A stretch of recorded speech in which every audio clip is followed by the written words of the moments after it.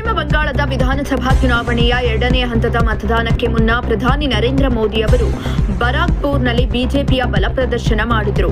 ತಮ್ಮ ಭಾಷಣದ ಉದ್ದಕ್ಕೂ ವಿಜಯದ ಆತ್ಮವಿಶ್ವಾಸವನ್ನ ಪ್ರದರ್ಶಿಸಿದ ಅವರು ಮುಂದಿನ ಬಾರಿ ಬರುವುದು ಬಿಜೆಪಿಯ ಪ್ರಮಾಣ ವಚನ ಸಮಾರಂಭಕ್ಕೆ ಅಂತ ಘೋಷಿಸುವ ಮೂಲಕ ರಾಜಕೀಯ ಸಂಚಲನವನ್ನ ಮೂಡಿಸಿದ್ರು. ಇನ್ನು ಈ ಚುನಾವಣೆಯಲ್ಲಿ ಇದು ನನ್ನ ಕೊನೆಯ ರ್ಯಾಲಿ.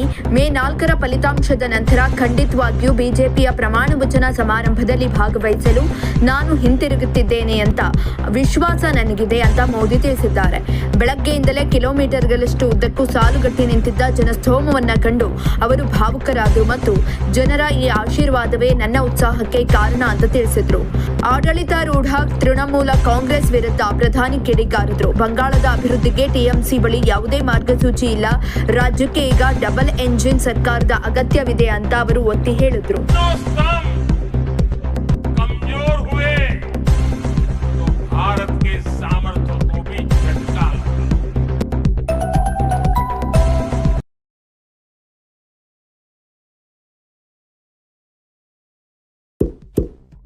ಇಂತಹ ಇನ್ನಷ್ಟು ವಿಡಿಯೋಗಳಿಗಾಗಿ ಲೈಕ್ ಮಾಡಿ, ಫಾಲೋ ಮಾಡಿ, ಶೇರ್ ಮಾಡಿ.